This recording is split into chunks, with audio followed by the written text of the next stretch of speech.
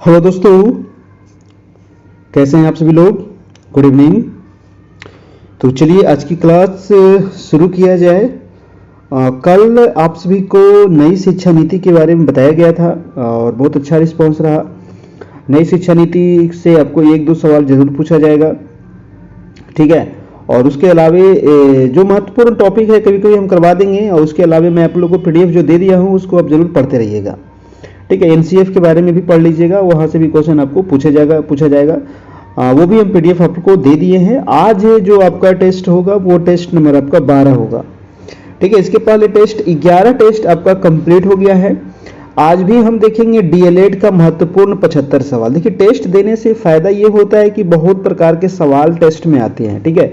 कुछ अटपटा सवाल होते हैं, कुछ आसान सवाल होते हैं, ठीक है। तो वो टेस्ट से आपका क्लियर हो जाता है, क्योंकि एग्जाम हॉल में भी आपको ऐसा नहीं कि सब क्वेश्चन आपको आसान ही रहेगा, कुछ क्वेश्चन काफी टफ रहेगा, कुछ क्वेश्चन बहुत ज्यादा घुमाया फिराया रहेगा। तो इसीलिए टेस्ट देने से होता है ना कि थोड़ा सा आपको उसके बारे में नॉलेज आ जाएगा, ठीक है। मतलब कि आपको कैसे आंसर निकालना है ना। कुछ जो रटने वाला चीज है वो तो खैर आपको याद रहेगा तभी आप मार सकते हैं, लेकिन कुछ ऐसे क्वेश्चन होते हैं जो आप अंडरस्टैंडिंग से मार सकते हैं, ठीक है, समझ के मार सकते हैं, ठीक है। तो जब भी क्वेश्चन को बनाइए तो चारों ऑप्शन पढ़िए, पांचों ऑप्शन पढ़िए, उसके बाद ही आप उसको जवाब देने का प्रयास करिए, ठीक है। और तो चलिए शुरू करते हैं आज की क्लास। डेली आपकी क्लास होती है, टेस्ट होती है, और रात में 9 बजे से होती है। तो 9 बज गई है, सभी लोग आ जाइए फटाफट और शुरू करते हैं। और देखिए, पीडीएफ नोट्स के लिए आपको इस नंबर पे आपको व्हाट्सएप पे मिल जाएगा, ठीक है। तो जो लोग भी अगर पीडीएफ चाहिए, जिनको है ना डीएलएड का नोट्स चाहिए, टेस्ट का पीडीएफ चाहिए, तो आप इस नंबर पे कांटेक्ट कर सकते हैं। और इसमें अब थोड़ा सा आपको चार्ज लगेगा। पीडीएफ का सिर्फ चार्ज लिया जा रहा है वो मात्र 399 चार्ज लिया जा रहा है। जो नए शिक्षक हैं, जो अभी तक नहीं जुड़े हैं क्लास में, और जो पहले से हमारे यहाँ जुड़े हुए हैं, अगर चाहते हैं फिर से जुड़ने के लिए तो उनको 201 रुपया पे करना पड़ेगा, जो पुराने हमारे यहाँ पहले से जुड़े हुए हैं, ठीक है। जो नए हैं उनके लिए 399 है। तो आपको इस नंबर पर ही पेमेंट करना होगा, ऑनलाइन ही पेमेंट करना होगा, ये जो नंबर दिया गया है। और इसी नंबर पे करके फोन पे, गूगल पे, किसी भी माध्यम से पे कर सकते हैं। व्हाट्सएप पे से भी आजकल पे होता है। तो पेमेंट करने के बाद आपको क्या करना है, स्क्रीनशॉट लेके हमको भेज दीजिएगा इसी नंबर पर, ठीक है। ये नंबर हमारा व्हाट्सएप भी है। इसी नंबर पे अगर जरूरत हो तब आप हमें बात भी कर सकते हैं, लेकिन ज़्यादा कॉल नहीं करना, मैं बार बार मना करता हूँ। बहुत सारे लोग फालतू का कॉल करते रहते हैं, ठीक है। आपको जो भी ज़रूरत हो आप मैसेज कर दिया कीजिएगा व्हाट्सएप पे, आपको बता दिया जाएगा, है ना। तो आप पेमेंट करने के बाद हमें स्क्रीनशॉट जरूर भेज दीजिएगा ताकि आपको जोड़ दे। बहुत सारे लोग पेमेंट करते हैं आज और स्क्रीनशॉट भेजते हैं कल। ऐसा नहीं करना है, आज पेमेंट करना है और आज ही आपको स्क्रीनशॉट भेज देना है। आपको आधा घंटा 1 घंटा के अंदर जोड़ दिया जाएगा, ठीक है। तो चलिए शुरू करते हैं आज की क्लास हम लोग। और आज काफ़ी इंपॉर्टेंट टेस्ट है, सभी लोग आ जाइए। पहला सवाल आपका कह रहा है कि संघर्ष से बचने के उपाय क्या है। और देखिए, अगर आप सिर्फ वीडियो देखना चाहते हैं तो वीडियो देख सकते हैं, फ्री में देख सकते हैं, वीडियो का कोई चार्ज नहीं है ना। सिर्फ नोट्स वगैरह का चार्ज लिया जाता है। सिर्फ वीडियो फ्री में देखने के लिए क्या कर सकते हैं, तो चैनल को सब्सक्राइब कर सकते हैं, ठीक है। चैनल को सब्सक्राइब कर लीजिए, है ना। और हमारे जितने भी वीडियो है वो देख सकते हैं, लेकिन सारे वीडियो नहीं होंगे, है ना। कुछ कुछ वीडियो जो है जो पेमेंट किए सिर्फ उन्हीं को मिलेगा। तो इसीलिए अगर आप कुछ वीडियो आपको मिल जाएगा तो वो जाकर के आप हमारे प्लेलिस्ट में भी देख सकते हैं। पिछले बार भी हम क्लास करवाए थे, ठीक है। क्योंकि ये तो वैकेंसी बहुत पुरानी है ना, तो पहले से ही क्लास चल रही थी, आपकी तैयारी चल रही थी। बहुत अच्छा, बहुत सारे लोग, हजारों लोग जुड़े हुए हैं, ठीक है, और वो तैयारी कर रहे हैं। पिछले बार भी काफ़ी अच्छा सब लोग का तैयारी हो गया था, ठीक है। तो जो फ्री में सिर्फ वीडियो देखना चाहते हैं तो चैनल को सब्सक्राइब कर लीजिए, अपने दोस्तों को शेयर कर दीजिए, आपको ये वीडियो फ्री में मिलते रहेगा, ठीक है। तो चलिए अगला, आज का पहला सवाल है कि संघर्ष से बचने के क्या उपाय होने चाहिए। जी हाँ, तो ऑप्शन है कि परिवार का उत्तम वातावरण होना चाहिए, सलाह और प्रशिक्षण होनी चाहिए, आत्मविश्वास का विकास होनी चाहिए, है ना। इसका आंसर क्या हो जाएगा। देखिए, इसमें संघर्ष से बचने के लिए आपका फर्स्ट ऑप्शन भी ठीक है, सेकेंड ऑप्शन भी सही है और थर्ड ऑप्शन भी सही है। तो क्या होगा, यहाँ पर एक से अधिक सही है, इसीलिए हमारा आंसर चला जाएगा एक से अधिक, यानी कि उपयुक्त सभी हो जाएगा, ठीक है। पहला का आंसर क्या हो जाएगा दोस्तों, आंसर नंबर डी हो जाएगा। और आते के साथ आपको क्या करना है, वीडियो को पहले लाइक जरूर कर देना है, ठीक है। अपने दोस्तों को शेयर जरूर करिएगा, जितने भी आपके फ्रेंड वगैरह होंगे, है ना। अगला प्रश्न है कि a mind that found it self नामक पुस्तक के लेखक, जी हाँ काफी इंपॉर्टेंट ये पुस्तक है, a mind that found it self. ये पुस्तक के लेखक कौन है भाई साहब? गुड है या C.W. बियर्स है या ड्रेवर है या लैडेल है। तो इसका आंसर क्या हो जाएगा? इसका आंसर हो जाएगा C.W. बियर्स, है ना। ऑप्शन नंबर आपका बी हो जाएगा। देखिए इस प्रकार के सवाल में तो हम कुछ नहीं कर सकते हैं, आपको याद ही करना पड़ेगा, है ना। जैसे कहीं पुस्तक पूछ दिया या सिद्धांत पूछ दिया, ठीक है, या जनक पूछ दिया, ठीक है, तो ये सब चीज तो आपको याद रखना पड़ेगा। अगला प्रश्न चलते हैं, प्रश्न नंबर है 3 की अंधे बालक पढ़ सकते हैं। जी हाँ, जो अंधे बालक हैं, है ना, जो दृष्टिहीन बालक है वो कैसे पढ़ सकते हैं? ब्रेल लिपि से या सामान्य लिपि से या हिंदी व सामान्य लिपि से, उपयुक्त सभी। देखिए अंधे जो बालक होते हैं जिनको दिखाई नहीं देता है उनके लिए ये एक लिपि की व्यवस्था की गई है और उस लिपि को क्या कहते हैं? बहुत बढ़िया, ब्रेल लिपि, है ना। उस लिपि को क्या कहा जाता है? ब्रेल लिपि के माध्यम से बच्चे पढ़ते हैं, ठीक है। तो इसका आंसर क्या हो जाएगा? ऑप्शन नंबर ए हो जाएगा आपका, है कि नहीं। चलिए अगला प्रश्न है आपका प्रश्न नंबर 4 नंबर, फटाफट आप लोग जवाब देते चलिएगा, है ना, थोड़ा सा फास्ट चलेंगे। 75 सवाल यहाँ पर देखना है ना, 1 घंटे में। अगला है कि तनाव कम करने की प्रत्यक्ष विधि नहीं है। बताइए तनाव कम करने की प्रत्यक्ष विधि कौन सी नहीं है दोस्तों? तो तनाव कम करने की प्रत्यक्ष विधि नहीं पूछ रहा है, ध्यान रखना है।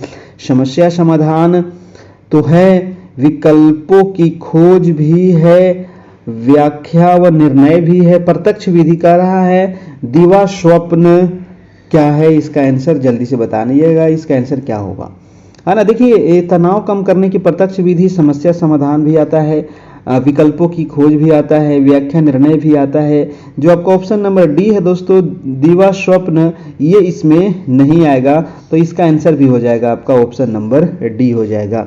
नेक्स्ट प्रश्न है आपका प्रश्न नंबर 5 नंबर है दोस्तों कि मानसिक स्वास्थ्य और अधिगम से सफलता बहुत घनिष्ठ संबंध है। जी हाँ, मानसिक स्वास्थ्य और अधिगम से सफलता का बहुत घनिष्ठ संबंध है। ये कथन किसका है? देखिए इस प्रकार के सवाल तो आपको याद ही रखने पड़ेंगे, है ना। कथन वाला प्रश्न हो गया, जनक वाला प्रश्न हो गया, है ना, कि पिता वाला प्रश्न हो गया, तो ये सब चीज तो आपको याद रखने का। पुस्तक है, लेकिन बहुत सारे ऐसे क्वेश्चन है जो 50 से 60 क्वेश्चन रहेंगे जो आपको सिर्फ समझ करके बनाना है ना। तो वो कैसे सही होगा? तो वो बार बार टेस्ट देने से होगा, है ना। जितना ज़्यादा आप क्वेश्चन का प्रैक्टिस करिएगा तभी वो सही हो पाएगा, ठीक है। इसलिए हम कहते हैं प्रैक्टिस जरूर करिए, ठीक है, रिवीजन जरूर करते रहिए। तो इसका आंसर क्या हो जाएगा दोस्तों? मानसिक स्वास्थ्य और अधिगम से सफलता का बहुत घनिष्ठ संबंध है। ये कथन है दोस्तों आपका फ्रैडसन महोदय का। जी हाँ, ये कथन किसका हो जाएगा? फ्रैडसन का हो जाएगा, ऑप्शन नंबर बी हो जाएगा। नेक्स्ट प्रश्न पे चलते हैं। आपका 6 नंबर सवाल है कि प्रतिभाशाली बालकों की पहचान कैसे करेंगे? बताइए जो प्रतिभाशाली बालक है ना, उनकी पहचान कैसे करेंगे? तो बुद्धि परीक्षण के द्वारा या फिर अभिरुचि परीक्षण के द्वारा या उपलब्धि परीक्षण के द्वारा, ठीक है। प्रतिभाशाली बालक की हम पहचान करेंगे दोस्तों बुद्धि परीक्षण के द्वारा भी इसका पहचान हम कर सकते हैं, अभिरुचि परीक्षण के द्वारा भी कर सकते हैं, उपलब्धि परीक्षण के द्वारा भी कर सकते हैं। यानी कि हमारा आंसर हो जाएगा उपयुक्त सभी, यहाँ पर सही है, ऑप्शन नंबर डी। नेक्स्ट प्रश्न है आपका प्रश्न नंबर 7 नंबर है कि निम्न में से बालकों के पिछड़ेपन का कारण कौन सा है? जी हाँ, जो बालक है इसके पिछड़ेपन का क्या कारण हो सकता है? बताइएगा पिछड़ेपन का क्या कारण हो सकता है? सामाजिक सांस्कृतिक कारण, मनोवैज्ञानिक कारण, शारीरिक कारण या फिर इनमें से सभी। तो देखिए बालक के पिछड़ेपन का तो सामाजिक कारण भी हो सकता है, सांस्कृतिक कारण भी हो सकता है, मनोवैज्ञानिक कारण भी हो सकता है ना, शारीरिक कारण भी हो सकता है, आर्थिक कारण भी हो सकता है, और भी बहुत सारे कारण है दोस्तों पिछड़ेपन का। तो आंसर क्या हो जाएगा? एक से अधिक यहाँ पर सही है, तो एक आंसर नंबर डी हो जाएगा। अगला प्रश्न है आपका प्रश्न नंबर 8। प्रश्न कह रहा है कि मानसिक तनाव को दूर करने हेतु व्यक्ति आत्म सुरक्षा अभियांत्रिक क्रिया अपनाता है। आत्म सुरक्षा अभियांत्रिक क्रिया क्या है? तो आत्म सुरक्षा अनियांत्रिक क्रिया दोस्तों ये क्या होता है? प्रक्षेपण होता है, पलायन होता है, या फिर अविकसित होता है या फिर उपयुक्त सभी होता है ना। इसका आंसर क्या हो जाएगा 8 का।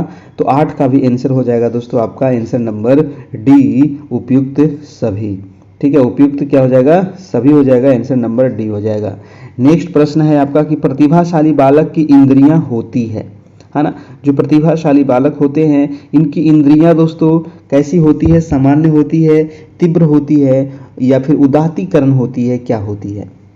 9 का आंसर जी हाँ, जो प्रतिभाशाली बालक होते हैं सामान्य कैसे होगा भाई, सामान्य तो होता है सामान्य बालक का, है ना। ये बच्चे प्रतिभा है तो प्रतिभा है तो इसका जो इंद्रिय होगा तो इंद्रिय होगा वो काफी तीव्र होगा, है कि नहीं, वो काफी तीव्र होगा। ऑप्शन नंबर आपका बी हो जाएगा। नेक्स्ट प्रश्न है आपका प्रश्न नंबर 10 नंबर। 10 नंबर प्रश्न कह रहा है कि समायोजन या सामंजस्य कर लक्षण नहीं है। समायोजन और सामंजस्य कर लक्षण नहीं है, कौन सा दोस्तों, अनुकूल वातावरण, असंतुलन, संतुष्टि या फिर सामाजिकता।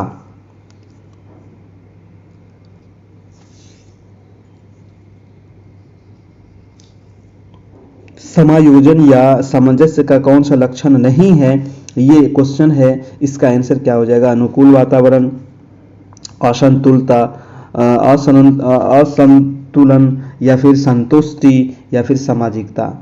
तो इसका आंसर हो जाएगा दोस्तों आपका ऑप्शन नंबर डी हो जाएगा 10 का, सामाजिकता। ठीक है, समायोजन या सामंजस्य का ये लक्षण नहीं है। अगला प्रश्न है, ओह सॉरी, देखिए यहाँ पर डी कैसे होगा, असामाजिक कैसे होगा, असंतुलन हो जाएगा, है ना, असंतुलन हो जाएगा दोस्तों। ठीक है, असंतुलन जो है ये समायोजन और सामंजस्य लक्षण नहीं है ना, ऑप्शन नंबर बी होगा ना, डी कैसे होगा। ठीक है, डी तो आपका हो ही जाएगा, है ना, नहीं पूछ रहा था ना तो ध्यान देना है ना, इसीलिए कहते हैं कि नहीं वाला जो क्वेश्चन होता है ना, देखिए इस प्रकार के क्वेश्चन को आपको क्या करना है, थोड़ा सा अंडरलाइन जरूर कर दीजिएगा।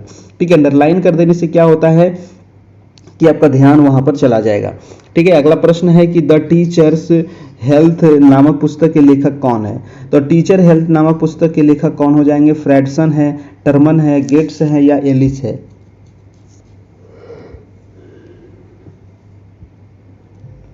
इसका आंसर हो जाएगा दोस्तों आपका टर्मन महोदय, है ना, कौन हो जाएंगे, टर्मन महोदय हो जाएंगे, आपका ऑप्शन नंबर बी हो जाएंगे, बिल्कुल सही हो जाएगा। अगला है दोस्तों आपका 12 नंबर प्रश्न कि असमायोजन व्यक्ति और उसके वातावरण में असंतुलन का उल्लेख करता है, ये कथन किसका है। बताइए दोस्तों ये कथन किसका है। असमायोजन जो है वो व्यक्ति और उसके वातावरण में असंतुलन का उल्लेख करता है। ये जो कथन है ये कथन है आपका गेट्स और अन्य का, है ना, गेट्स और अन्य का ये कथन है। ऑप्शन नंबर आपका सी हो जाएगा यहाँ से।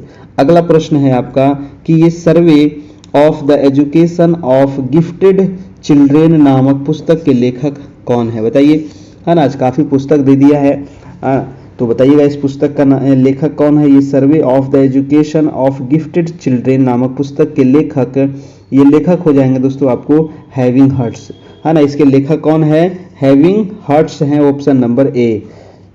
नेक्स्ट प्रश्न है आपका प्रश्न नंबर 14 नंबर, कह रहा है कि तनाव कम करने की अप्रत्यक्ष विधि। जी हाँ, तनाव कम करने की क्या कह रहा है दोस्तों, अप्रत्यक्ष विधि आपसे पूछ रहा है। तो अप्रत्यक्ष विधि कौन सी है, प्रत्यावर्तन है, आत्मीकरण है, दीवास्वप्न है या फिर उपयुक्त सभी है। तो तनाव कम करने की अप्रत्यक्ष विधि अभी आपको बताया गया था, दीवास्वप्न हो जाएगा, ऑप्शन नंबर सी हो जाएगा आपका। अगला प्रश्न है आपका प्रश्न नंबर 15 नंबर। 15 नंबर सवाल है कि बहरे बच्चे को पढ़ाने की एक कौन सी विधि है ना, जो बच्चे कम सुनते हैं या फिर जो बच्चे बहरे हैं उनको पढ़ाने की जो विधि होती है वो कौन सी है, मौन वाचन है या फिर आत्मीकरण है या फिर अंगुली वाचन है। इसको कैसे पढ़ाएंगे दोस्तों बहरे बच्चे को।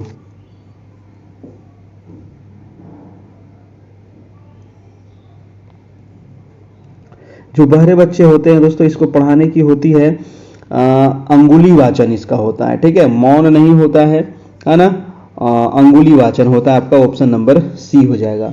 अगला प्रश्न है आपका 15 हो गया। 16 नंबर बताइएगा, प्रतिभाशाली बालक की समस्या होती है। बताइए, प्रतिभाशाली जो बालक होते हैं इनकी क्या समस्या होती है ये बताइएगा। परिवार में समायोजन, विद्यालय में समायोजन या समाज में समायोजन। जो प्रतिभाशाली होते हैं दोस्तों ये हर एक जगह समायोजन कर लेते हैं, है ना। ये इनकी समस्या कह लीजिए या फिर आप उपलब्धि कह लीजिए। ऑप्शन नंबर आपका डी हो जाएगा। अगला प्रश्न है आपका प्रश्न नंबर 17 नंबर, कह रहा है प्रतिभाशाली बालकों की शिक्षा व्यवस्था का स्वरूप कैसा है। तो प्रतिभाशाली बालकों की शिक्षा व्यवस्था का स्वरूप यौन शिक्षक, विशिष्ट विद्यालय, विशिष्ट पाठ्यक्रम, उपयुक्त सभी। 17 का क्या हो जाएगा, तो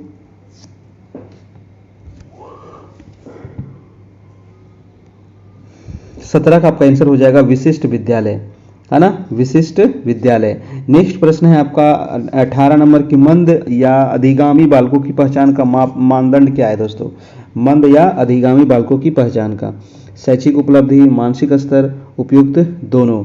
18 का हो जाएगा आपका आंसर नंबर सी, उपयुक्त दोनों, है ना। ऑप्शन नंबर सी हो जाएगा। और आप लोग भी अपना फटाफट आंसर देते चलिएगा, है ना। ए बी सी डी जो भी होगा आप लोग भी देते चलना है। 19 नंबर है कि मंद अधिगामी बालकों की विशेषता होती है, बताइए। मंद अधिगामी बालकों की विशेषता क्या होती है। शैक्षणिक मंदिता होती है, या फिर भगना दोष होता है, या वाणीवादिता होता है, उपयुक्त सभी। देखिए जो मंद अधिगम होता है बालक का, है ना, उसका शैक्षिक मंदिता होता है। आपका ऑप्शन नंबर ए हो जाएगा, ठीक है ना। ऑप्शन नंबर ए हो जाएगा, बिल्कुल सही। चलिए नेक्स्ट प्रश्न है आपका, अगला प्रश्न है 20 नंबर, कह रहा है कि छात्रों में चोरी करने की आदतें को कैसे दूर किया जा सकता है, बताइए दोस्तों, है ना। छात्र में चोरी करने की आदत, जी हाँ, चोरी करने की आदत को कैसे दूर करेंगे। बालकों को पारितोषिक देकर, उदाहरण देकर, या ताड़ना देकर, या सजा देकर। देखिए चोरी अगर कोई बच्चा करता है तो उसको इस प्रकार का लक्षण को दूर करने के लिए आप उसको पारितोषिक दे करके दूर कर सकते हैं। ऑप्शन नंबर ए, जी हाँ, बिल्कुल सही, है ना, सभी लोगों का ठीक है। ऑप्शन नंबर ए हो जाएगा। अगला प्रश्न है आपका 21 नंबर, छात्रों की विषयगत योग्यता को भली भांति जाना जा सकता है, बताइए। छात्रों की विषयगत योग्यता को भली भांति जाना जा सकता है परीक्षा प्रश्न से, मूल्यांकन के उपकरण से, विचार विमर्श से, या भी अभिभावक परामर्श से। क्या होगा दोस्तों 21 का, है ना। छात्रों की विषयगत योग्यता को कैसे जान सकते हैं, तो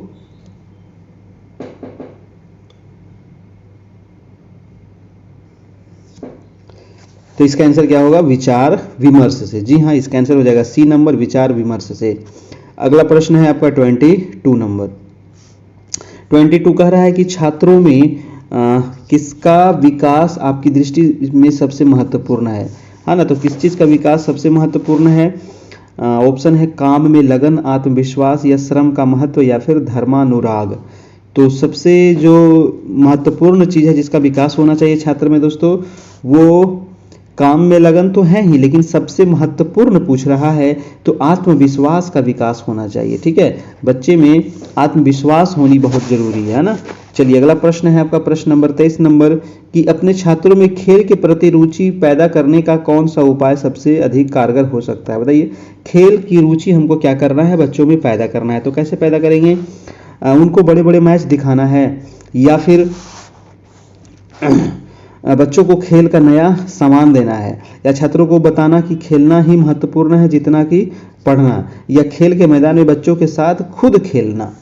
क्या होगा, देखिए खेल के प्रति रुचि पैदा करने के लिए आपको एक काम करना पड़ेगा कि खेल के मैदान में आपको भी जाना है और बच्चों को साथ में खेलना है, ठीक है। चलिए तभी बच्चे में खेल की भावना, रुचि पैदा हो सकती है। अगला प्रश्न है आपका 24 नंबर। 24 कह रहा है दोस्तों कि एक छात्र जो है वो कक्षा में प्रदर्शन करने का प्रयास करता है ना, और सिर दर्द बन जाता है, तो मैं क्या करूँगा, है ना। प्रदर्शन करने का प्रयास करता है और सिर दर्द बन जाता है। ऑप्शन है कि कक्षा को बताऊंगा कि शिष्य प्रदर्शन कर रहा है, या फिर शिष्य को बुलाकर उसे व्यक्तिगत रूप से समझाऊंगा, या उसको सहज रूप से लूंगा, या उसे उचित दंड दूंगा। तो दंड तो आपको देना ही नहीं है ना। और तो इसका आंसर क्या होगा, इसका आंसर हो जाएगा दोस्तों, उसको सहज रूप से बच्चे को लेना है ना, उसको सहज रूप से बच्चे को समझाना है, लेना है, ठीक है। आंसर नंबर सी हो जाएगा। अगला प्रश्न देखिएगा, प्रश्न नंबर है आपका 25 नंबर। कह रहा है कि छात्रों को चिड़ियाघर घुमाते समय अध्यापक किन बातों पर अधिक ध्यान देंगे। जी हाँ, है ना, सभी स्कूल के बच्चों को ले जाया जाता है चिड़ियाघर घुमाने के लिए। तो क्या क्या ध्यान देना है, छात्र जानवरों को न छेड़े, है ना, बिल्कुल सही बात है, छात्र को जानवर को नहीं छेड़ना है, ठीक है, क्योंकि वो तो जंगली जानवर है ना, कभी भी आप पे हमला कर सकता है। छात्र अनुशासन बनाए रखे, या छात्र आज़ादी से घूमते फिरे, या छात्र आपस में न झगड़े। तो इसका आंसर क्या होगा, डी नहीं होगा, सी नहीं होगा, है ना। यहाँ पर देखिए अनुशासन बनाए रखे, ये भी सही लग रहा है आपको, लेकिन यहाँ पर जो सबसे इंपॉर्टेंट है वो आपको क्या करना है कि आपको जानवरों को नहीं छेड़ना है, क्योंकि अब चिड़ियाघर जा रहे हैं ना भाई, तो चिड़ियाघर में बाघ भी है, शेर भी है कि नहीं, सभी जानवर है वहां पर, तो आपको उसको छेड़ना नहीं है, बस दूर से ही उसको देखना है और एंजॉय करना है। अगला प्रश्न है आपका 26 नंबर। 26 कह रहा है कि सत्य असत्य सही असत्य या हाँ नहीं उत्तर वाले प्रश्न किस प्रकार के प्रश्नों के उदाहरण हैं। जी हाँ, बहुत सारे क्वेश्चन होते हैं, सत्य है या असत्य है, या गलत है या सही है ना, या हाँ या नहीं। तो इस किस प्रकार का होता है, मिलान प्रकार का होता है, या बहुविकल्पिक होता है, वैकल्पिक होता है, उपयुक्त सभी होता है, क्या कोई नहीं होता है, क्या होगा इसका आंसर। देखिए इस प्रकार के प्रश्न जो होते हैं वो वैकल्पिक वाले होते हैं ना, है ना, वैकल्पिक उत्तर वाले प्रश्न होते हैं, ऑप्शन नंबर सी हो जाएगा। नेक्स्ट प्रश्न है, तो किसी प्रकार से भी आपको घुमा फिरा करके दोस्तों क्वेश्चन दे सकता है, इसीलिए हर एक प्रकार क्वेश्चन आप प्रैक्टिस किए हुए रहिए ताकि एग्जाम में आपको दिक्कत ना हो। 27 नंबर है कि नीचे प्रश्न एवं उनके प्रकारों को दर्शाया गया है, इनको आपको क्या करना है, सुमेलित करना है ना। तो सुमेलित वाला प्रश्न है यहाँ पर। अब जांच सूची दोस्तों किस में जाकर के मिलेगा, जांच सूची जो होता है वो मिलान प्रकार के प्रश्न, असत्य असत्य निबंधात्मक प्रश्न, या फिर व्याख्या आपको वैकल्पिक उत्तर वाले प्रश्न। व्याख्या तो हो जाएगा दोस्तों आपको निबंधात्मक प्रश्न, है ना, यानी कि ग का 2 चला जाएगा। तो ग का 2 देखिए किसमें है, ये ग है और 2 ये नहीं है और ये भी नहीं है, तो ग का 2 आपको किसमें है, बी में जा रहा है, तो आंसर आपका बी हो जाएगा। एक ही गो से देखिए आपका आंसर निकल गया, है ना। जांच सूची आपको किसमें चला जाएगा, तो मिलान प्रकार के प्रश्न, और सत्य असत्य जो होता है वो वैकल्पिक उत्तर वाले, अभी आपको बताया गया था। तो इस प्रकार के भी सवाल आपको दिया जाता है, एग्जाम में पूछा जा सकता है। तो हर एक प्रकार के सवाल यहाँ से प्रैक्टिस रहेगा, तभी जाकर के एग्जाम में आप सही कर पाइएगा। अगला प्रश्न है, देखिए काफी अच्छा प्रश्न है, 28 नंबर, कि छात्रों के मूल्यांकन के लिए सामान्यतः निबंधात्मक प्रश्नों का प्रयोग किया जाता है, इस प्रकार के प्रश्नों की सबसे बड़ी खामी क्या है ना। तो निबंधात्मक जो प्रश्न होता है इसकी खामी क्या है ये पूछ रहा है। ऑप्शन पढ़िए, कह रहा है इन प्रश्नों में वस्तुनिष्ठता एवं विश्वसनीयता की कमी होती है, या फिर अगला है कि ये प्रश्न विद्यार्थी के लेखन कौशल की जांच के लिए सही नहीं होती है। ऐसा तो नहीं है, ये गलत है ना, लेखन कौशल के जांच के लिए सही होता है व्याख्यात्मक प्रश्न, है ना, निबंधात्मक प्रश्न जो होता है, इन प्रश्नों की सहायता से किसी प्रकार का मूल्यांकन संभव नहीं है, ये भी गलत है। इसका जो आंसर हो जाएगा दोस्तों आपका ए हो जाएगा, है ना। इन प्रश्नों में वस्तुनिष्ठता एवं विश्वसनीयता की थोड़ी सी कमी होती है, इसीलिए आपका आंसर हो जाएगा ए नंबर। अगला प्रश्न है आपका, अगला प्रश्न है 29 नंबर। 29 कह रहा है कि आजकल इस बात पर अधिक जोर दिया जाता है, जी हाँ, कि छात्रों में विषय वस्तु को रटने की प्रवृत्ति को कम करने के लिए प्रश्नों का निर्माण किया जाए। ठीक है, रटने की प्रवृत्ति को क्या करना है, कम करना है। किस प्रकार के प्रश्नों से बालकों में रटने की प्रवृत्ति को बढ़ावा मिलता है। तो रटने की प्रकृति को बढ़ावा जो मिलता है दोस्तों वो कौन सा प्रश्न है, तो अति लघु उत्तरीय प्रश्न, या वस्तुनिष्ठ प्रश्न, वैकल्पिक प्रश्न, या निबंधात्मक प्रश्न। देखिए निबंधात्मक जो प्रश्न होता है इससे बच्चे में क्या आता है दोस्तों, रटने की प्रवृत्ति की वृद्धि हो जाती है, यानी कि इसका आंसर हो जाएगा आपका ऑप्शन नंबर सी हो जाएगा। नेक्स्ट प्रश्न है आपका प्रश्न नंबर 31 नंबर। 31 नंबर कह रहा है कि जब परीक्षार्थियों की संख्या अधिक हो तो किस प्रकार के प्रश्नों द्वारा उनका मूल्यांकन किया जा सकता है ना। जब परीक्षार्थी जो है उसकी संख्या ज़्यादा है तब मूल्यांकन कैसे करेंगे, अति लघु उत्तर से, वस्तुनिष्ठ से, निबंधात्मक से, वैकल्पिक से। देखिए क्योंकि बच्चे बहुत ज़्यादा है ना, तो बच्चे बहुत ज़्यादा है तो वस्तुनिष्ठ प्रश्न पूछेंगे, है कि नहीं, और इसी से हम क्या करेंगे, उसका मूल्यांकन करेंगे। ऑप्शन नंबर बी हो जाएगा। अगला प्रश्न है आपका प्रश्न नंबर 31 नंबर। 31 कह रहा है दोस्तों कि शैशव अवस्था में बालक के मानसिक स्वास्थ्य पर प्रभाव नहीं पड़ता है। शैशव अवस्था जो बच्चे की होती है उसमें बालक के मानसिक स्वास्थ्य पर कौन सा प्रभाव नहीं पड़ता है? राजनीतिक गतिविधि, विच्छिन्न परिवार का, या गृह क्लेश का, या संवेगात्मक अस्थिरता का। क्या हो जाएगा? कौन सा प्रभाव नहीं पड़ता है? तो राजनीतिक गतिविधि का प्रभाव थोड़ी पड़ेगा दोस्तों, है ना, शैशव अवस्था में। ठीक है, आंसर हो जाएगा आपका आंसर नंबर ए। अगला प्रश्न है आपका प्रश्न नंबर 32 कह रहा है कि केंद्रित अनुदेशन विधि क्या है? केंद्रित अनुदेशन विधि क्या है? और इसका ऑप्शन आपको नीचे दिया गया है कि कंप्यूटर सहायक अनुदेशन विधि, व्यक्तिनिष्ठ अनुदेशन विधि, विद्यार्थी केंद्रित अनुदेशन विधि, या फिर उपयुक्त सभी। देखिए, केंद्रित अनुदेशन विधि जो है ये कंप्यूटर सहायक अनुदेशन विधि भी है, व्यक्तिनिष्ठ अनुदेशन विधि भी हो जाएगा, और विद्यार्थी केंद्रित भी हो जाएगा। इसीलिए इसका आंसर हो जाएगा एक से ज़्यादा, उपयुक्त सभी।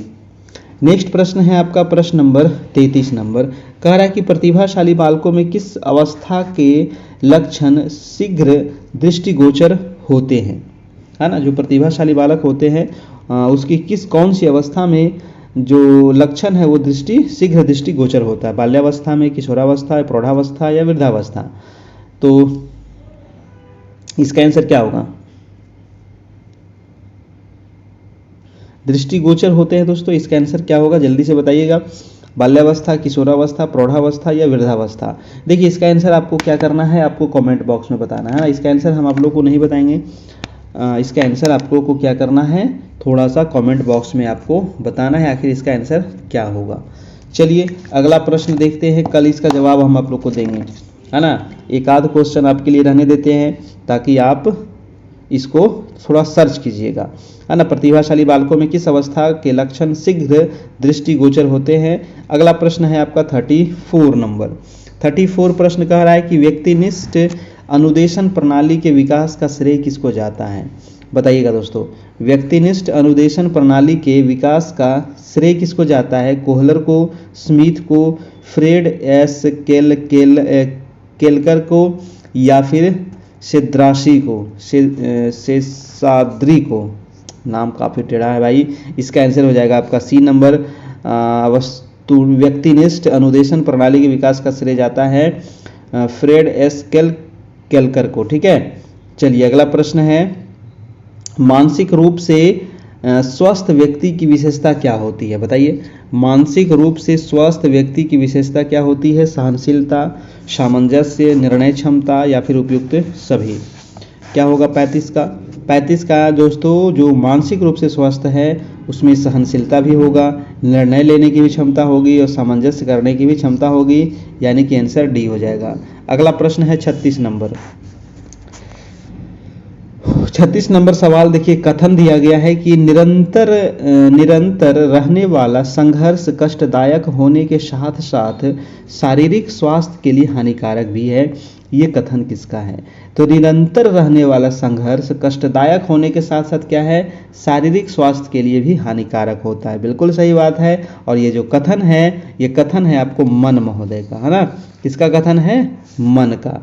अगला प्रश्न है आपका 37 नंबर। 37 कह रहा है कि व्यक्ति की पहचान करने में सहायक है।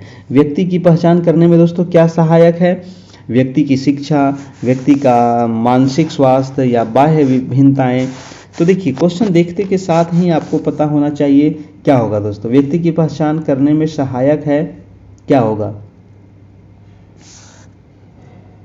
यानी कि इसका आंसर हो जाएगा आपका उपयुक्त सभी हो जाएगा, है ना। उपयुक्त सभी हो जाएगा, एक से अधिक हो जाएगा। ठीक है, 37 का ऑप्शन नंबर आपको क्या करना है, यहां पर डी कर लेना है। चलिए अगला प्रश्न देखते हैं दोस्तों, वैयक्तिक भिन्नताएं कितने प्रकार की होती है? बताइएगा। अगला सवाल है, वैयक्तिक भिन्नताएं कितने प्रकार की होती है? 2, 3, 8, 18। तो वैयक्तिक भिन्नताएं 2 प्रकार की होती है। ठीक है, चलिए नेक्स्ट प्रश्न है आपका, अगला प्रश्न है 39 नंबर। 39 नंबर सवाल कह रहा है कि प्रतिभाशाली बालकों के शिक्षा कार्यक्रम में होना चाहिए। तो प्रतिभाशाली बालकों के शिक्षा कार्यक्रम में क्या होनी चाहिए? कक्षोन्नति होनी चाहिए, विशिष्ट पाठ्यक्रम होनी चाहिए, पाठ्यक्रम सहगामी क्रियाएं होनी चाहिए। तो यहाँ पर सभी चीज होनी चाहिए, है ना, प्रतिभाशाली बालक के शिक्षा कार्यक्रम में। नेक्स्ट प्रश्न है कि व्यक्तिगत विभिन्नताओं का कारण क्या है। व्यक्तिगत विभिन्नताओं का कारण है भौतिक वातावरण भी हो सकता है, सामाजिक भी है, वंशानुक्रम भी है ना, और भी बहुत सारे का शारीरिक कारण है ना, आर्थिक कारण है। तो इसका आंसर हो जाएगा आपका ऑप्शन नंबर डी हो जाएगा।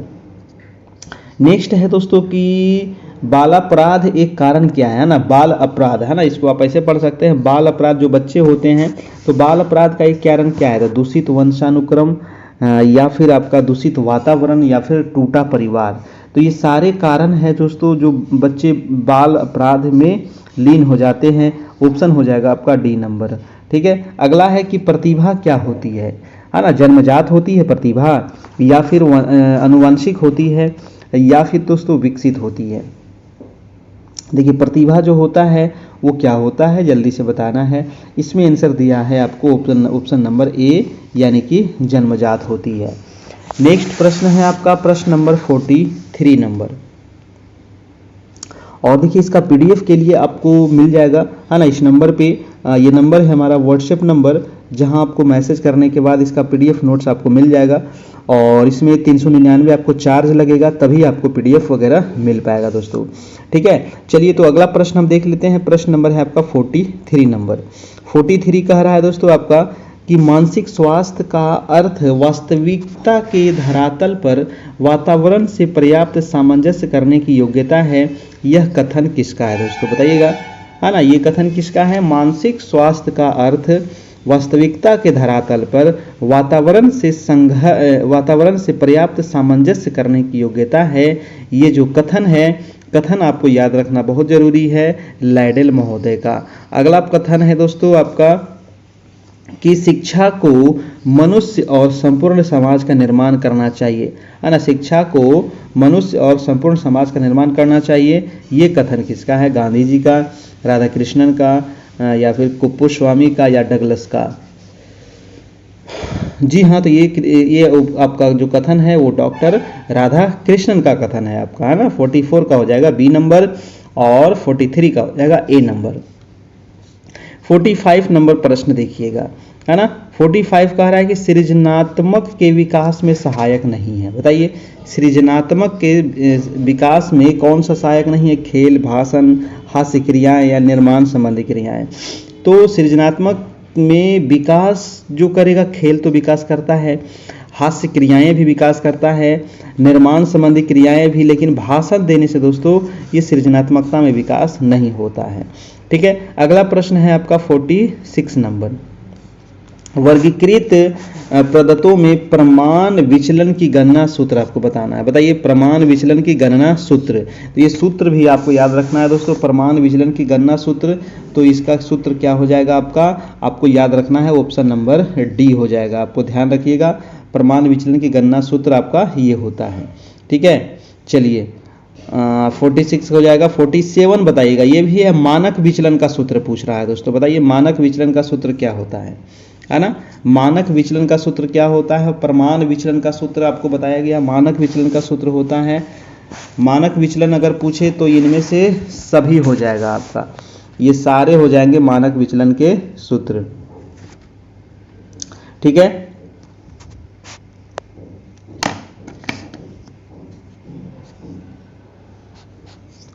अगला प्रश्न देखिएगा कि सीखना किस प्रकार की प्रक्रिया है। बताइएगा, सीखना जो है वो किस प्रकार की प्रक्रिया है ना, सीखना विकास की प्रक्रिया। दोस्तों ये कथन वाला था, है ना, सीखना जो है विकास की प्रक्रिया है, ये कथन किसका है ना। तो ये कथन काफी इंपॉर्टेंट कथन है, ये कथन मैंने कई बार आप लोग को बता चुका हूँ, वुडवर्थ महोदय का, है ना। सीखना जो है विकास की प्रक्रिया है, ये कथन है वुडवर्थ है। अगला प्रश्न है कि अधिगम की प्रकृति है। बताइए, अधिगम की प्रकृति कैसी होती है, तथ्यात्मकता होती है, गुण दोष विवेचन होता है, या बौद्धिकता होता है, या सभी होता है। तो अधिगम की प्रकृति कैसी होती है दोस्तों, यानी इसका भी आंसर क्या हो जाएगा, उपयुक्त सभी हो जाएगा, है ना। आंसर नंबर डी हो जाएगा 49 का आपका। ठीक है, ऑप्शन नंबर डी हो जाएगा। नेक्स्ट है कि वर्गंतरों के मध्य बिंदु पर बनाया जाता है ना, इसका आंसर क्या होगा बताइएगा। वर्गंतरों के मध्य बिंदु पर बनाया जाता है, स्तंभाकृति, आवृत्ति बहुभुज, या फिर संचयी आवृत्ति वक्र, या फिर तोरण। तो इसका आंसर क्या होगा? इसका आंसर हो जाएगा आवृत्ति बहुभुज, है ना, ऑप्शन नंबर बी हो जाएगा। नेक्स्ट प्रश्न है आपका प्रश्न नंबर 51 नंबर की सहसंबंध की क्रमागत विधि के प्रतिपादक पूछ रहा है। सहसंबंध की क्रमागत विधि के प्रतिपादक कौन है? कार्ल पियर्सन है, स्पीयरमैन है, या फिर गैरेट है, या गिलफोर्ड है? क्या होगा दोस्तों आपका 51 का, है ना? सहसंबंध की क्रमागत विधि के प्रतिपादक, तो इसके प्रतिपादक हो जाएंगे आपको कौन? Option number B, Spearman. ठीक है, स्पीयरमैन हो जाएंगे। द्विकारक सिद्धांत के भी स्पीयरमैन ही हैं। अगला प्रश्न देखिएगा कि अवर्गीकृत प्रदत्तों में मध्यमान निकालने का सूत्र क्या होता है? तो मध्यमान निकालने का सूत्र आपको याद रखना है ऑप्शन नंबर ए। ठीक है, ऑप्शन नंबर ए मध्यमान निकालने का सूत्र है। नेक्स्ट है आपका 53 नंबर कि सामंजस्य में विश्वास करने वाला सिद्धांत कौन सा है? बताइएगा। सामंजस्य में विश्वास करने वाला सिद्धांत साहचर्यवाद, अंतर्दृष्टिवाद, अस्तित्ववाद, मनोविश्लेषणवाद। इसका आंसर हो जाएगा अस्तित्ववाद, है ना। आंसर क्या हो जाएगा? अस्तित्ववाद। अगला है आपका 54 नंबर। 54 का रहा है दोस्तों कि सांख्यिकी में अध्ययन किया जाता है। बताइए, सांख्यिकी में अध्ययन किया जाता है तो किसका अध्ययन करते हैं? गुणात्मक विशेषताओं का, परिणामात्मक विशेषताओं का, या दोनों का, या क्या होगा? ठीक है, सांख्यिकी में जो अध्ययन होता है वो होता है परिमाणात्मक विशेषताओं का। ठीक है, ऑप्शन नंबर बी हो जाएगा। नियमित शिक्षा क्या है? नियमित शिक्षा है कृत्रिम है प्राकृतिक है? तो नियमित शिक्षा में क्या आ जाएगा? नियमित शिक्षा जो है ये कृत्रिम है दोस्तों, ये प्राकृतिक में नहीं आएगा। नियमित शिक्षा क्या है? कृत्रिम में है। अगला प्रश्न है 56 नंबर। 56 कह रहा है कि निम्नलिखित में से कौन सा नियमित शिक्षा ज्ञान के अंतर्गत आता है? बताइए, नियमित शिक्षा ज्ञान के अंतर्गत क्या आएगा? सामाजिक, सामुदायिक, या विद्यालय, या फिर राज्य का प्रभाव? तो नियमित शिक्षा ज्ञान के अंतर्गत जो आ जाएगा वो विद्यालय पाठ्यक्रम आ जाएगा। ठीक है, विद्यालय पाठ्यक्रम आ जाएगा। ऑप्शन नंबर सी हो जाएगा। अगला है कि निम्नलिखित में से कौन सी शिक्षा का घटक नहीं है? बताइए, शिक्षा का घटक नहीं है।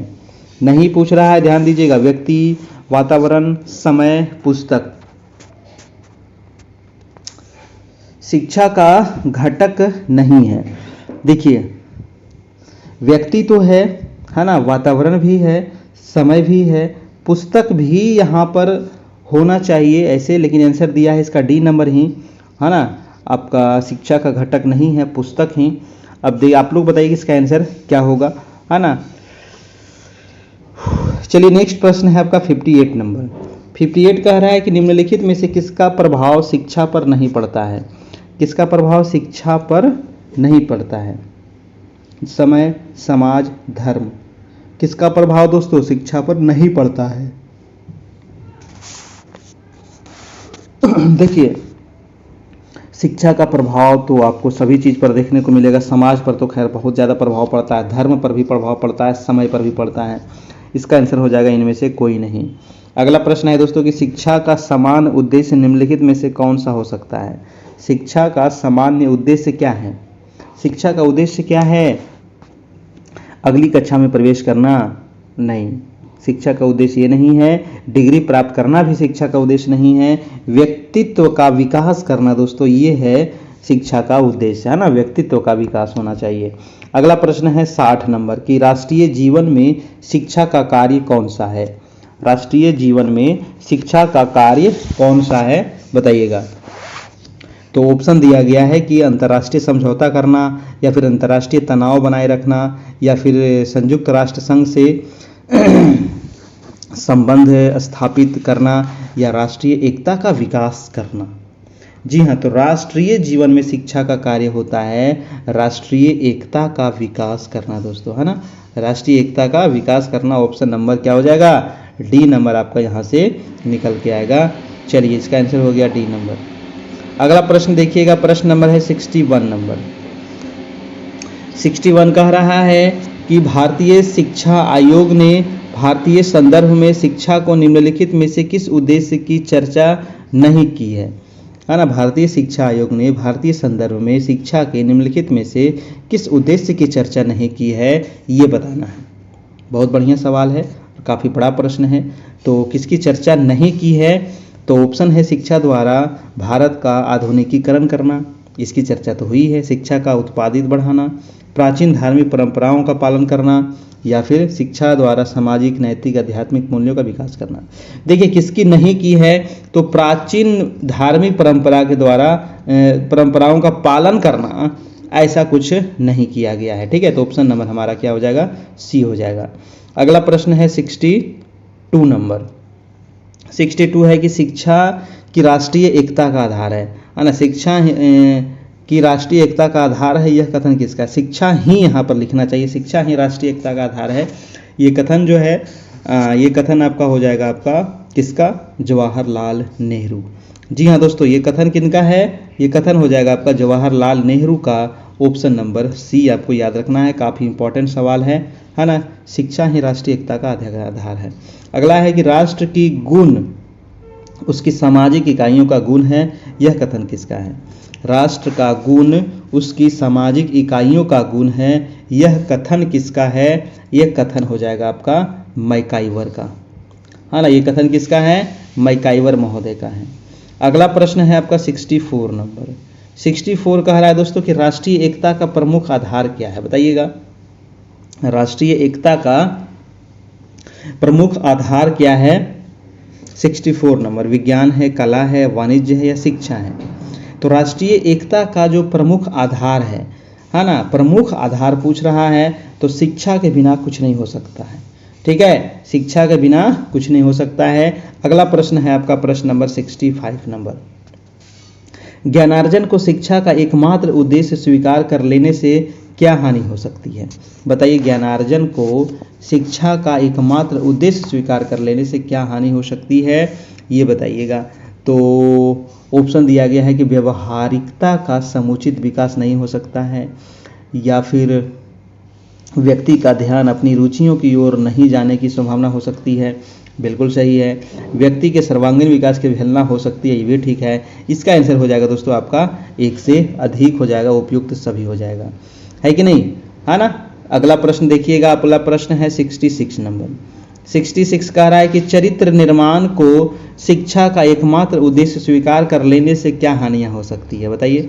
चरित्र निर्माण को शिक्षा का एकमात्र उद्देश्य स्विकार कर लेने से क्या हानियां होती है दोस्तों। तो व्यवहार कुशलता की अवहेलना होती है, या फिर आपका जीविकोपार्जन में सहायक नहीं होते हैं, या फिर व्यक्ति के सर्वांगीण विकास की अवहेलना हो सकती है, या फिर उपयुक्त सभी। तो इसका भी आंसर हो जाएगा दोस्तों आपका उपयुक्त सभी, यानी कि चरित्र निर्माण को शिक्षा का एकमात्र उद्देश्य स्वीकार कर लीजिएगा, तो ये सारी हानियां आप में हो सकती है। अगला प्रश्न है आपका 67 नंबर। और वीडियो को अभी तक आप लोग लाइक नहीं किए हैं तो थोड़ा सा लाइक तो कर दीजिए, और चैनल पर नए हैं तो चैनल को सब्सक्राइब जरूर कर लीजिएगा। फ्री में वीडियो आप देख सकते हैं, लेकिन PDF लेने के लिए दोस्तों आप हमें कांटेक्ट कर सकते हैं। 78 57 82 43 10 ये नंबर है, जहां आपको 399 का आपको पे करना होगा, तभी आपको PDF मिल पाएगा, नोट्स मिल पाएगा DLED और सामान्य अध्ययन का, है ना। ये नंबर आपको दिया गया है 78 57 82 43 10।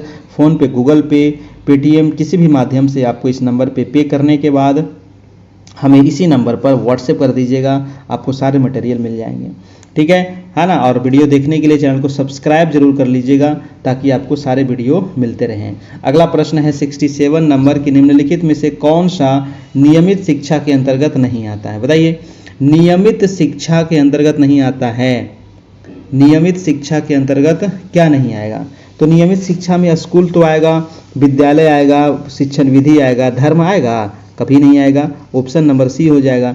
रॉस ने शिक्षा को क्या माना है, जी हाँ, रॉस महोदय जो है दोस्तों, ये शिक्षा को क्या माना है। ऑप्शन है समानांतर क्रिया, द्विमुखी प्रक्रिया, या फिर त्रिमुखी प्रक्रिया, या फिर इनमें से कोई नहीं।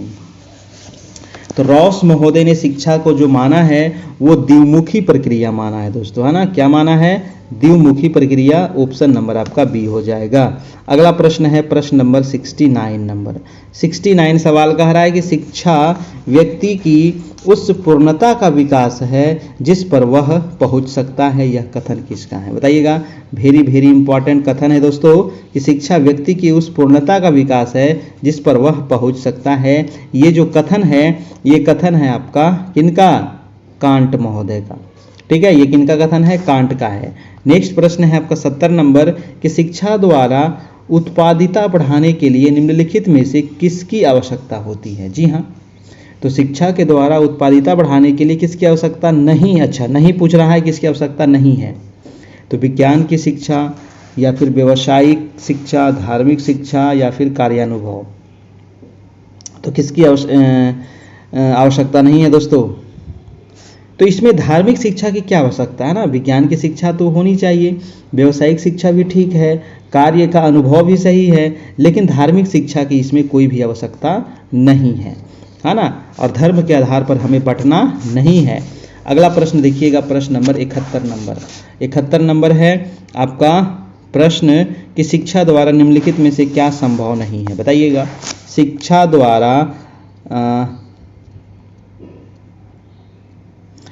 द्वारा निम्नलिखित में से क्या संभव नहीं है? तो आधुनिकीकरण तो संभव है, राष्ट्रीय एकता भी संभव है, सामाजिक मूल्यों का विकास भी संभव है, यानी कि सभी संभव है दोस्तों, है ना? ये सारे चीज संभव है शिक्षा के द्वारा। ठीक है, अगला प्रश्न है 72 नंबर। आप अपनी कक्षा में कुछ छात्रों को चुनकर 6 महीने में उनमें होने वाले विकास की एक रिपोर्ट तैयार करना चाहते हैं। जी हाँ, तो इसके लिए आप क्या करेंगे, है ना? निम्न में से किसका चुनाव करेंगे दोस्तों? एक कक्षा है आपकी, उसमें क्या कर रहे हैं, तो कुछ छात्रों को चुन करके 6 महीने में उनमें होने वाले विकास का एक रिपोर्ट बना रहे हैं। ठीक है, तो आपको क्या करना होगा, क्या चुनेंगे? प्रत्येक माह उनकी लंबाई नापेंगे या फिर प्रत्येक माह उनका वजन तौलेंगे, प्रत्येक माह उनके आकार में होने वाले परिवर्तन की जांच करेंगे, या फिर प्रत्येक माह उनकी रुचि, उनकी आदत, दृष्टिकोण, स्वभाव, व्यक्तित्व, व्यवहार में होने वाले परिवर्तन का जांच करेंगे, है ना? आपका भी आंसर बिल्कुल सही है, डी नंबर। ठीक है, अगला प्रश्न है आपका 73 नंबर। 73 नंबर कह रहा है कि आप अपनी कक्षा के बच्चों में ईमानदारी की शिक्षा देना चाहते हैं। जी हाँ, बच्चे में क्या बढ़ाना चाह रहे हैं? ईमानदारी, है ना? क्योंकि ईमानदार होना बहुत ज़रूरी है। तो आपको क्या करना होगा दोस्तों? बेईमान बच्चों को कठोर दंड देंगे, दंड तो देना ही नहीं है ना? ऑप्शन खत्म हो गया। अगला है कि बच्चों के समक्ष ईमानदारी के महत्व पर विस्तार पूर्वक प्रकाश डालेंगे, या फिर ईमानदार बच्चों को पुरस्कृत करेंगे, या फिर बच्चों को ईमानदार व्यक्ति की सफलता का उदाहरण देंगे। देखिए, यहाँ पर आप थोड़ा सा कंफ्यूज हो जाइएगा, और इसका जो आंसर हो जाएगा वो हो जाएगा कि ईमानदार बच्चों को हम क्या करेंगे? पुरस्कृत करेंगे, ताकि जो ईमानदार जो बच्चे नहीं हैं, है ना, उनको इसके बारे में थोड़ी सी मतलब जानकारी हो सके और वो भी ईमानदार बन सके, ताकि वो भी पुरस्कृत हो सके। ठीक है, तो इस प्रकार का कार्य हम कर सकते हैं, है ना? और भी ऑप्शन आपको देखिए यहाँ पर ठीक लगेगा कि ईमानदार व्यक्तियों की सफलता का उदाहरण देंगे, ये भी आप कर सकते हैं, लेकिन आपका ज़्यादा आंसर आपका सी सही है। अगला प्रश्न है 74 नंबर। विकास की सबसे जटिल अवस्था कौन सी है दोस्तों? बताइए, विकास की सबसे जटिल अवस्था। मैंने कई बार इसके बारे में बता चुका हूं कि विकास की सबसे जटिल अवस्था लास्ट प्रश्न है, तो लास्ट प्रश्न आपका गलती नहीं होना चाहिए। सबसे जटिल अवस्था माना जाता है किसको? शैशवावस्था को, कभी नहीं युवावस्था या फिर प्रौढ़ावस्था, किशोरावस्था को माना जाता है दोस्तों, है ना? 12 साल से लेकर के 18 साल की जो उम्र होती है, क्या होती है? सबसे ज़्यादा जटिल अवस्था होती है। ठीक है, तो ये अवस्था सबसे ज़्यादा जटिल होती है। ऑप्शन नंबर बी आपका बिल्कुल सही है। तो ये रहा दोस्तों आज का टेस्ट। आपको कैसा लगा बताइएगा, और जाते जाते चैनल को सब्सक्राइब जरूर करना है, बेल आइकन प्रेस कर लेना है, ताकि आने वाला हर एक वीडियो का नोटिफिकेशन आपको मिलता रहे। और इसमें पीडीएफ नोट्स अगर आपको चाहिए तो आप पीडीएफ नोट्स भी आपको मिल जाएगा समान अध्ययन डीएलएड का, लेकिन उसके लिए आपको थोड़ा सा चार्ज देना पड़ेगा। चार्ज कैसे आपको लगेगा? तो मात्र 399 लग रहा है दोस्तों, इतना कम और आप सभी का एग्ज़ाम का डेट भी आ चुका है। 13 जून को प्रधान शिक्षक का और 14 जून को प्रधानाध्यापक का। ठीक है, ये नंबर आपको दिया गया है जहां आप ऑनलाइन पेमेंट करने के बाद हमसे जुड़ सकते हैं। पेमेंट करने के बाद क्या करना है, तो इसी नंबर पर आपको पे करना है, फ़ोन पे, गूगल पे, पेटीएम, व्हाट्सएप पे, किसी भी माध्यम से। पेमेंट करने के बाद आपको स्क्रीनशॉट लेकर के दोस्तों हमें व्हाट्सएप पर भेजना ज़रूर है ना। यही नंबर देखिए हम व्हाट्सएप भी बनाए हुए हैं ताकि आपको कोई दिक्कत ना हो। सबसे पहले इस नंबर को अपने मोबाइल में आप सेव कर लीजिए, है ना, हमारे चैनल के नाम से। और पेमेंट करने के बाद हमारे व्हाट्सएप जो है उस पर हमें खोज करके आप स्क्रीनशॉट भेज दीजिए। ठीक है, और उसके बाद आपको ग्रुप में, प्रधान शिक्षक का ग्रुप है, बहुत सारे हजारों लोग उसमें जुड़ गए हैं, तो आप भी उसमें फटाफट जुड़ जाइए और आपको उसमें सारे मटेरियल मिल जाएंगे। अभी पर्सनली मिल जाएगा दोस्तों, है ना। आपको जो जिस नंबर है उस नंबर पे पर्सनली पीछे जितना क्लास हुआ है 11-12 क्लास, वो सारा मिल जाएगा। उसका वीडियो है, उसका PDF, उसके अलावे, है ना, जो नोट्स दिया गया है वो मिल जाएगा। और उसके अलावे फिर डेली वाइज आपको ग्रुप में मिलता रहेगा। तो ये रहा आज का क्लास, कैसा लगा। और जो पुराने शिक्षक हैं, है ना, जो पहले से हमारे यहाँ जुड़े हुए हैं, और बार बार एक ही चीज़ मैं बताता हूँ कि जो पुराने शिक्षक हैं इनका मात्र 201 लग रहा है। और डेली पुराने शिक्षक फ़ोन करते हैं कि सर हमको भी देना है। भाई साहब आपको भी देना है तभी आपको मिल पाएगा, ठीक है ना। तो आपको भी देना है कितना, तो 201 मात्र देना है, क्योंकि आप पहले से जुड़े हुए हैं, इसीलिए आपका फ़ी क्या है, आधा है ना। चलिए तो आज इतना रहने देते हैं, फिर मिलेंगे हम लोग कल। और कल जो आपकी टेस्ट होगी वो सामान्य अध्ययन की होगी, है ना। कल जो होगी वो सामान्य अध्ययन की आपकी टेस्ट होगी, तो कल भी वीडियो आपको देखना जरूरी है। ठीक है, अब ज़्यादा समय नहीं बचा है, 1 से 1.5 महीना आपके पास टाइम है, आराम से तैयारी आप कर सकते हैं। ठीक है, थैंक यू, धन्यवाद, गुड नाइट।